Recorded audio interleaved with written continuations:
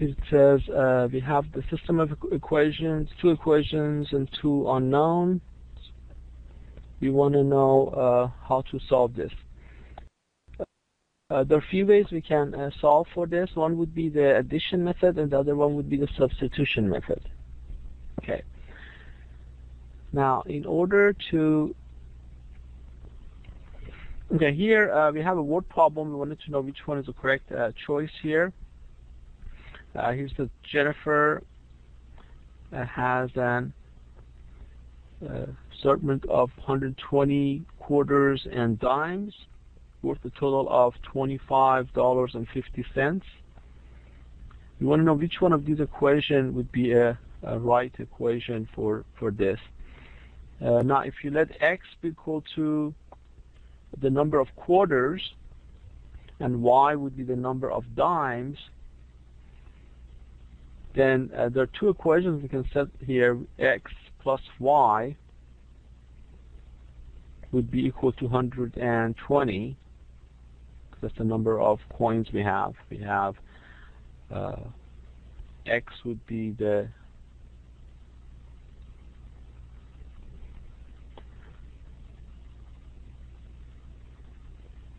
number of quarters,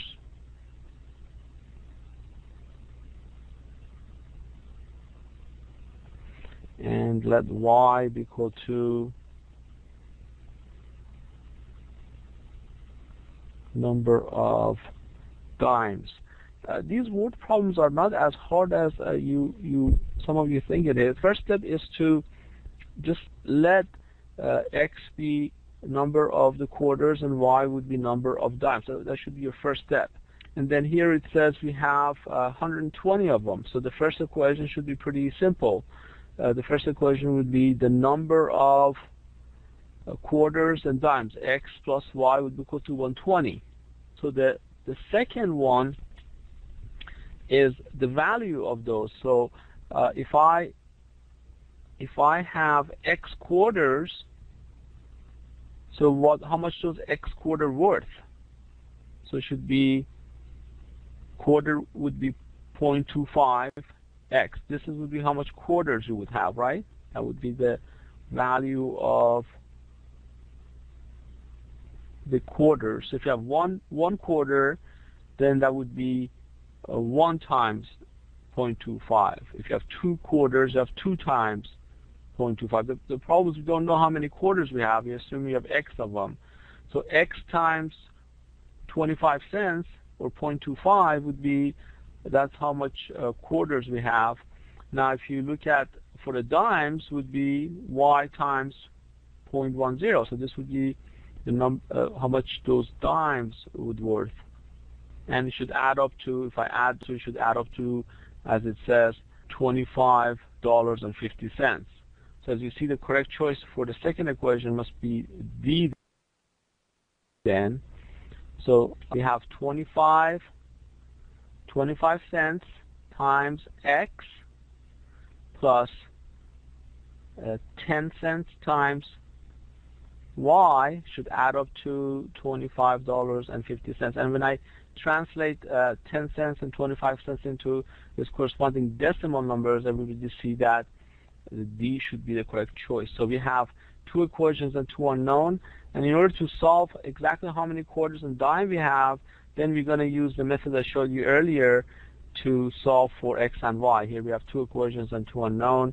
You can use substitution method or addition method, but here they're not asking you to do that now. They just want you to be able to set up the equations. Here these are the 2 equations and 2 unknown that we are looking for.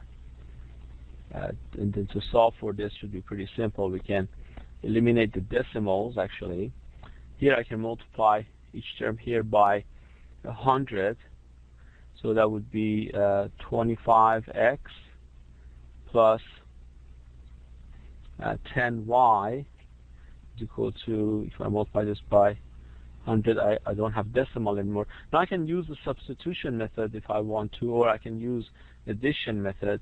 Probably addition would be easier. If I multiply the top row here by minus 25, I can easily eliminate the x. like I showed you earlier.